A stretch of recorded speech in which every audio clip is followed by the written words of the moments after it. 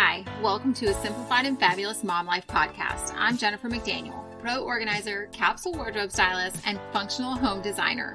As a mom of four, I realize how quickly things get out of control and how important it is to prioritize how your home functions and how it makes you feel.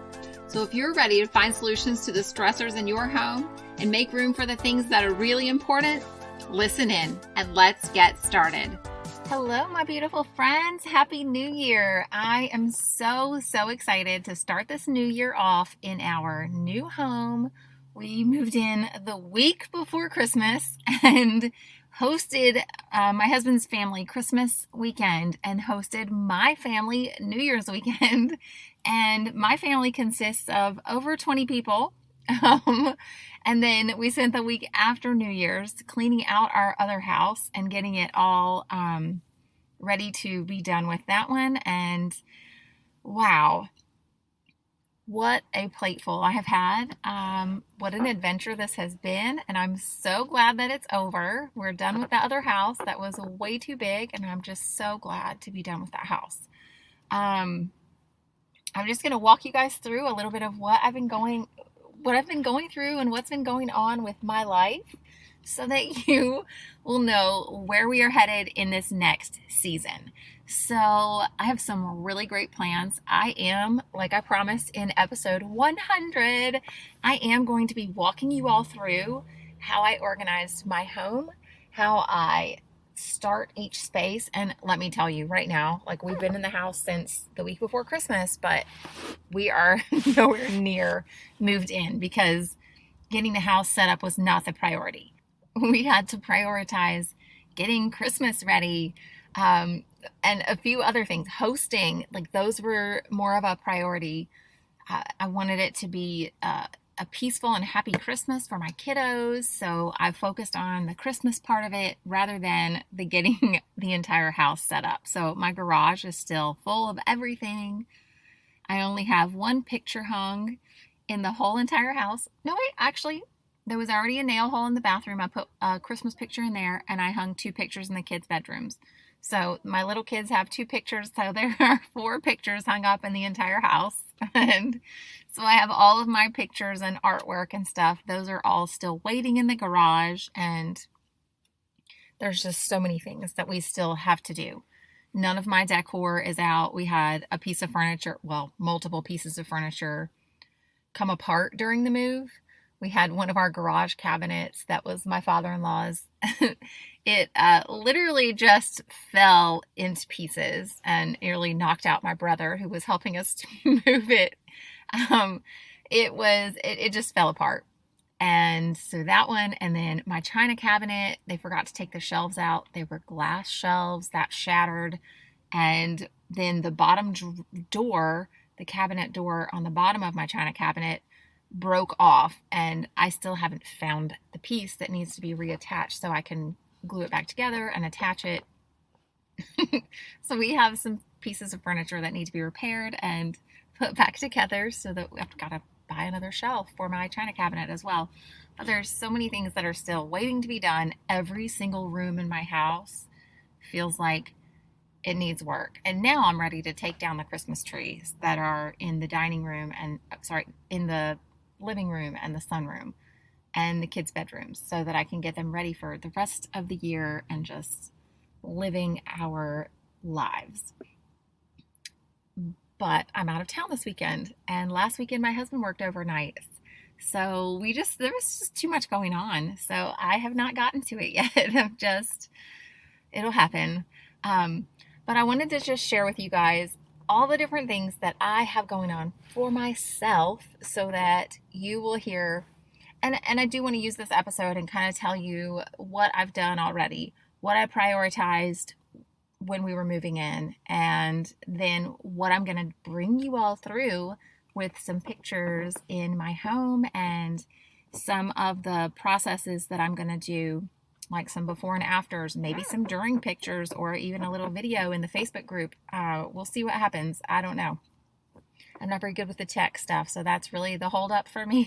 I don't know how to do the techie part of it, and I don't have maybe I need to get a stand for my phone so I can record something. I don't know. We'll see what happens.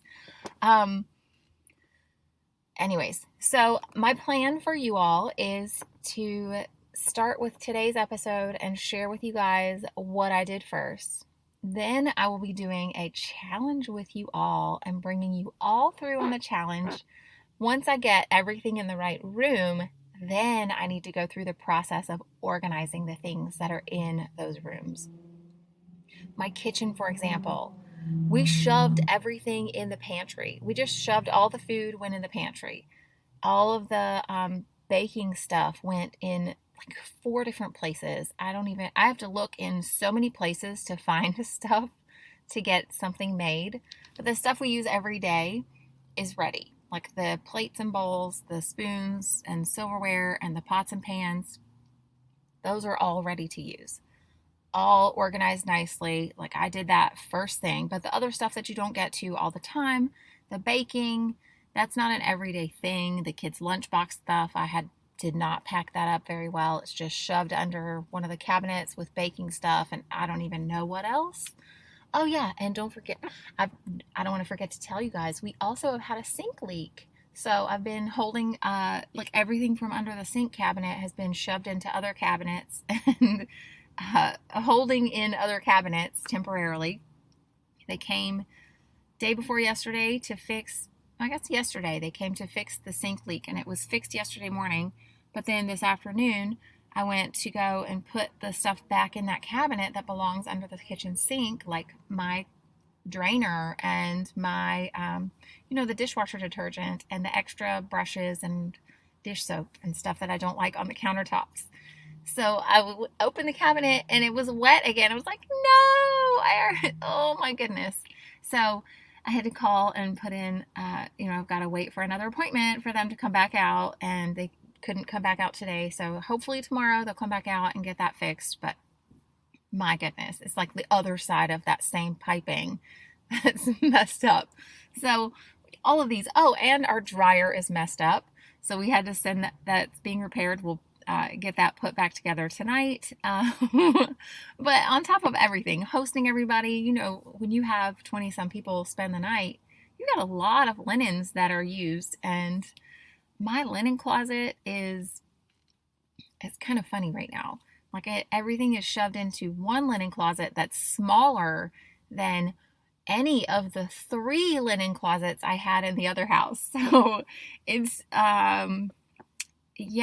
it's taking some adjustments to get that all put together and figured out. And we went from having 3 full-size beds to having 1 full-size bed. So I got rid of 2 beds and then traded one of them for a queen. So now I have 1 full-size bed, 1 queen bed, our king-size bed, and then my youngest kiddos are on the bunk bed with a trundle. So that's 3 twins, 1 full and 1 queen, and the king. So we still have a lot of beds, but we have a lot of people too. And the trundle bed just has a mattress topper in it. Just if you guys need a quick little tip, that works great. And then my daughter, when she comes to sleep in our room at night, which she still does a lot, she'll bring her sleeping bag. So that is on the top of that mattress topper under her bed. So she sleeps on the bottom bunk, and we've got the little mattress topper and her sleeping bag in the bottom under her bed in the trundle, the drawer. So she just pulls it out and grabs her sleeping bag and comes into our room to sleep on the floor, because she is not a still sleeper. She rolls and kicks and jams her legs, like sticks her foot into you and then pushes her legs straight out, and like it is painful. And I wake up, it's so much pain when she sleeps in my bed. So she has her sleeping bag that she brings into our room and sleeps on the floor, and that is under her bed, and it's super cute. But I feel like I'm getting off the purpose of this whole podcast. So for this show, I wanted to tell you guys, what did I even prioritize? When we moved in, I had to prioritize. Obviously, you put the big pieces of furniture in the correct room. We don't want to be moving those around again. Let's get them where they're supposed to go. So the living room had the sofas and the coffee table in it. The dining room had the dining table and the benches. We have benches because we have a lot of people. It's easier than chairs. Benches. And then our kitchen table had the kitchen table, kitchen chairs, and then bedrooms got their beds and dressers. I don't really do dressers too much. The master bedroom set that we have came with 2 dressers. That was inherited from my father-in-law who moved in with us in 2019. So we still have those pieces, and I have put those dressers in different rooms. So right now I have, in our room, we have the tall chest for my husband, and I moved the long dresser into my son's room. So he has the queen size bed, a leather headboard, and then the long dresser with a mirror on top. And then he has a small bookshelf, like a cube shelf. It's a little different than a cube shelf because 2 of them are rectangular instead of square shaped cubes. But he's got that, and his room is done. I put a chair in there, and then I traded the chair. So his room had, those pieces were done. That was easy. And then the little kids got the bunk bed with the trundle, a small chair, and 2 small bookshelves. And then they have a little desk that has 3 drawers on each side plus the top drawer, and then their little gecko tank on top. So that was it in their rooms. Really, really simple and done. And my daughter's room she got the full-size bed and the antique beautiful blue bed. If you've looked at on the Facebook group, the post that I shared where I have the video at the top, that bed is in my daughter's room, my oldest. So her room was really simple. It literally got a bed, a dresser, and some turtle tanks in it. She has all 3 of her turtle tanks in there, and we've got to build out a piece of furniture to house all of them because the furniture we were using before is really big, and it is in the garage, which I love. We're setting up an entertainment center space out in the garage for the kiddos, and we are going to put a carpet down in there and let them use that space for Lego time so that the Legos are not in the house anymore. Anybody have any problems with Legos? Anybody struggling with Legos being on the floor in every room of their house? No, just me? Ugh, it's not fun. So we are going to be walking through where I am right now. From the start, I got those rooms set up. That's it. Closet's done. Like, their clothes are super easy. Everything's hanging, and they have their hanging shelves for their stuff that would potentially be in a dresser. So all of their tops hang, including t-shirts, tank tops, all of that is all hanging in their closets, jackets, everything hanging, pants. Some of my kids put their pants on a hanger, just folded in half long way, like legs together, and then folded it in half over the hanger again. So same hangers, just to keep it easy, and just hanging up with the shirts and the rest of their clothes. Then we use the shelves or the hanging shelves sometimes we do them for pajamas, depending on what size their pajamas are. My kids love footy pajamas, and for the boys, where their pajamas are hanging down double or triple the length of the rest of their clothes. It looks really awkward in the closet. So we've been folding their pajamas and putting them on the shelf in there. And then they have one for hats, and then small baskets on the hanging shelves for their socks and their unders. So that has worked really simply and been so easy for them to keep up with. And then their hamper at the bottom of the closet, and that's it. Like, really easy. That's all of my kids have their clothes set up that way. Except for my daughter. Hers, we did a lower hanging rod and set up her clothes, but it's really easy. And there's pictures of that on the Facebook group if you wanted to see that.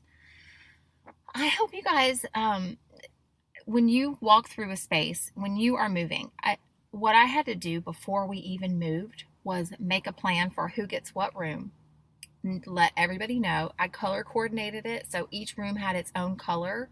We did pink for my younger kids' rooms, yellow for my son's room, blue for the bonus room, which is my husband's office, where he put all of his books and movie stuff and his TV and his sofa and his furniture. Like, all of his stuff is in that room. We did green for the garage, so everything, all my decor stuff, everything that was not needing to be opened anytime with any urgency, all of that went to the garage. I can deal with that later after Christmas, right? After the holidays, after everything calms down at the house. Then I can get through and decorate and make things pretty, but that is not anything urgent. That is not a high priority space. None of that stuff was high priority. So it went in the garage, and we will deal with it when we get around to it. But each room had its own color.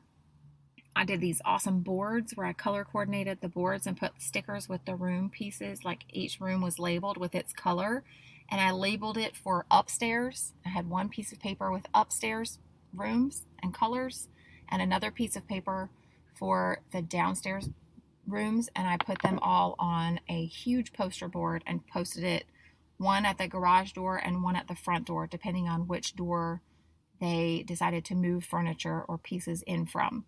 So everyone knew where it went, and it was really smooth. And then on top of that, in each room, I designated where I wanted the boxes that were colored that room.